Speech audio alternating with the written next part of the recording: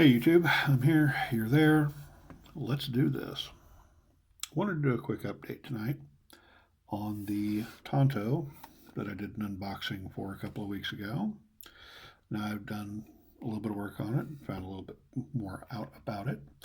Um, for starters, it is technically a Tanto.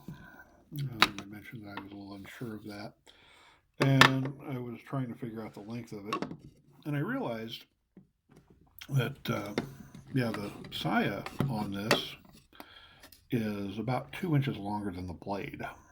So the overall length in the description is a little misleading because the overall length goes from this end of the saya to this end of the handle, meaning that your blade is about 2 inches shorter than you're going to expect. So that might be why it was not mentioned in the description. I do not know. The other issue that I resolved is cleaning up the crap that was built up here and here that got sealed in whenever they did their finishing work on the wood. I've sanded that down and now the thing fits together beautifully. I've cleaned up my habaki. You know me, it's got to shine or it just isn't worth the effort. So yeah, isn't that a thing of beauty? You know, the nice thing is I can see myself in it. The bad thing is it's me looking back. So um, if you're any better looking than me, this is a great way to go. All right, so I had an issue. This is an environmental issue that I really think I want to talk about tonight. Um, I've talked a couple of times about how important it is to have your mekugi tight and good fitting always, and also how easy it is to replace. In fact, I have replaced this one 3 times tonight because I just can't get this video right. I'm probably going to have to do it one more time. But the issue I had with mekugi was that whatever the environmental conditions are, wherever this has been stored all this time, this came, and I remember being unhappy about it, saying that it looked a little not right. Well, in the few weeks that it's been in my apartment, it has shrunk to the point where it is absolutely useless. And I mean useless. Now, my apartment is run entirely on electricity, and electric heat is a very dry heat. And that unfortunately has an effect on wood. Well, to what extent, you ask? Let me put the mekugi in here and I'll show you to what extent. No tricks here. This is nothing up my sleeve. It is useless. That will not hold anything. And this is how you get people killed with a sword if you don't have a tight mekugi. So I've replaced this a couple of times tonight. I'm going to do it one more time for the camera here in a minute before we get to that. Ah, hate that. Before we get to that, though, I want to talk about this blade. This, if you remember, was advertised very strangely as being both a 1045 blade and a Damascus blade. And I think I have figured out the issue. Now, if you look, it's got a beautiful Damascus pattern all the way up to the edge. Now, the reason it doesn't have it on the edge anymore is because I've been polishing the blade, trying to, put a good edge on it, which I think I've done. Now, whatever the process is, it's not paint. It won't come off with alcohol or paint thinner. But as I've been polishing this blade, it's been slowly disappearing. And so along this edge, there's no hamon on this. But as you can see, where you can see my Here we go. Let me see here. Get that back. Where you can see a reflection in it. There we go. Now you can see towards the edge it gets really bright, and then it starts getting a little gray, and then it just disappears entirely. Well, where it's disappeared entirely is where that Damascus pattern is. Okay, so basically it's been polished off along the edge, which not really a good thing. However, it does appear to be a very well constructed and solid 1045 blade underneath the bullshit Damascus pattern. So if you're willing to live with this, as I am, this is an excellent blade for $45.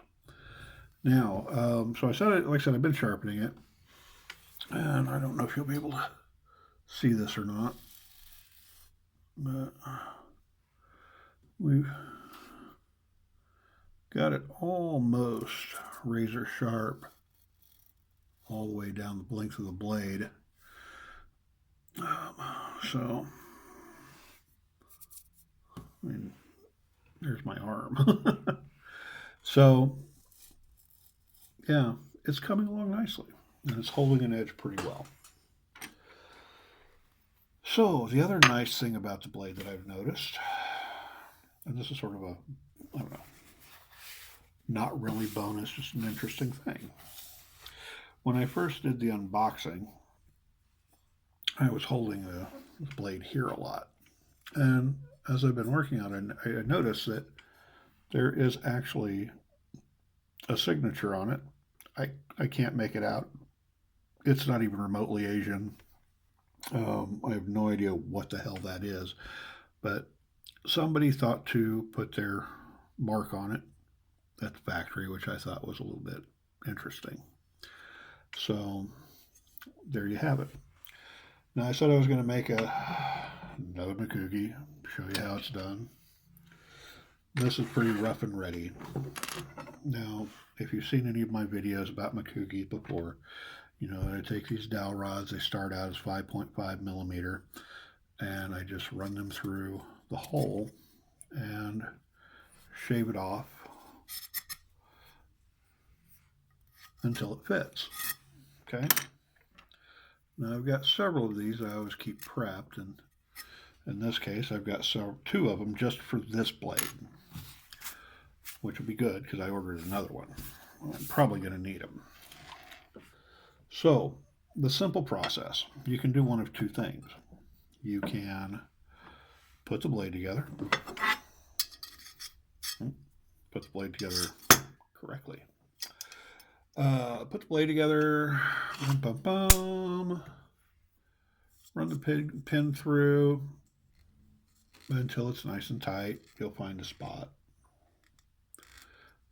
Right there towards the end seems to be good on this. Yeah, right about there. And you can mark it and then cut it off at the mark. Let me grab my handy dandy wood knife here. Little Japanese wood carving knife. Now you can mark it and cut it off. I have done this enough times that I've decided to cheat. And what I've done is taken the original mekugi, and on this brass knife of mine, this is just a cheap $6 wood knife, and it's great for what it is. I don't know if you can see that or not. Yeah, you can see it. There's a mark right there, so I know how big to make it.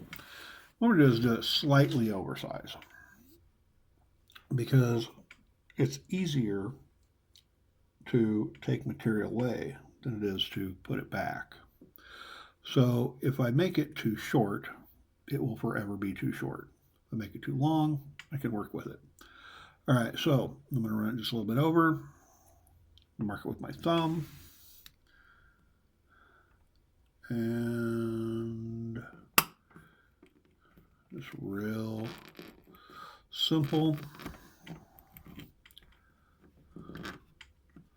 All I'm doing is taking the knife and rolling it along on the table. I'm sorry you can't see this, but if I move this cell phone, I may not ever get it to work again in the right way. It's precariously seated on a lamp at the moment. All right, so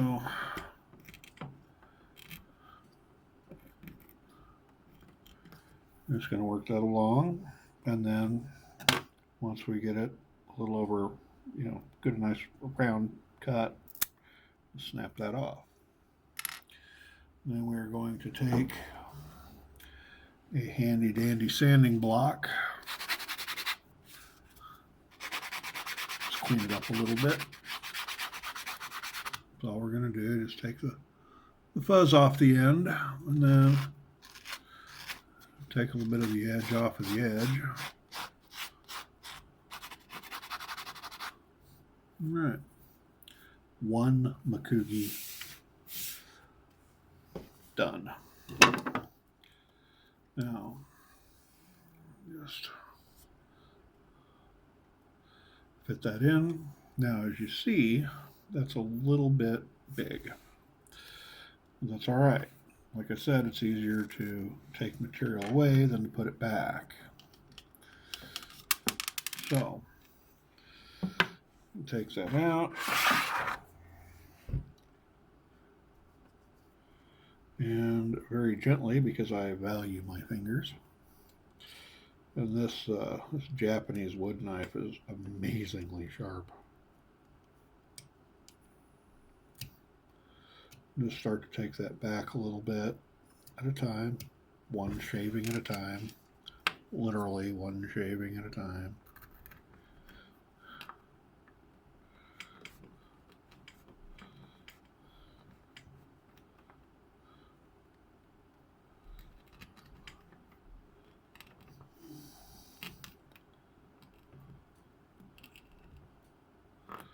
And I picked up this knife on Amazon for $7. And this is a Japanese crafting knife. And the design, it's got its own name. I can't remember what the hell it is. So the design is like forever old. Oh, there we go. And clean up the schmutz.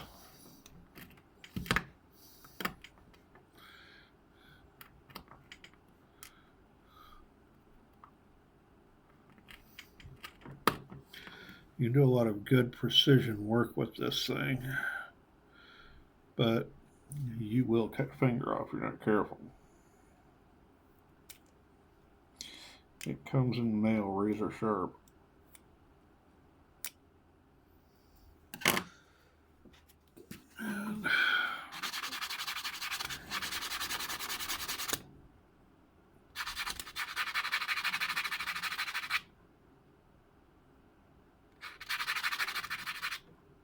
All right, see how that fits.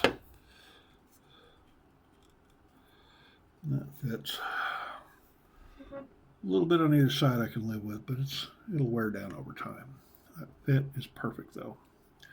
So now if I swing it, I don't have to worry about the mekugi coming out and, my blade flying across the room and becoming a frisbee of death. And there you have it. That is my update on the wee beastie. I'll see you guys in a week or two. Thank you.